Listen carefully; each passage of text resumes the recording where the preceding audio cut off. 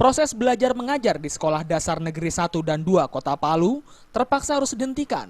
Warga yang mengklaim sebagai ahli waris dari lokasi lahan tersebut menyegel seluruh ruang kelas belajar milik siswa.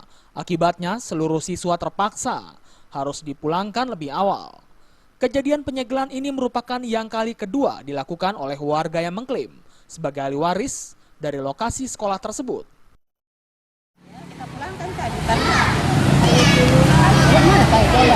Ya. Dipulangkan ya Bu.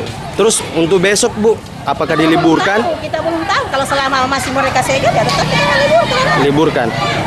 Dan sebagian masih ada yang belajar masih juga. Ada yang belajar tadi kelas 6 di teras. Di dalam musola. Di musola situ ya Bu.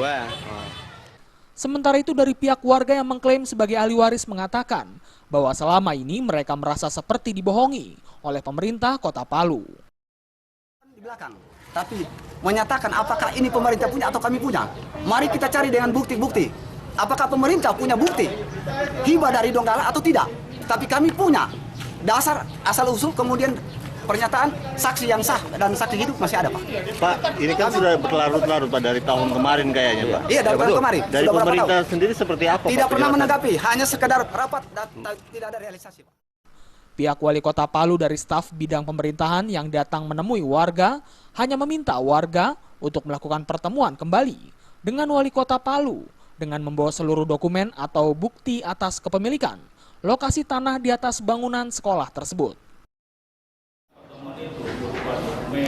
Surat-surat yang bisa menjadi dasar apakah sekolah SD 1-2 ini sudah pernah dibuatkan dokumennya atau belum, atau memang dipinjam pada saat itu.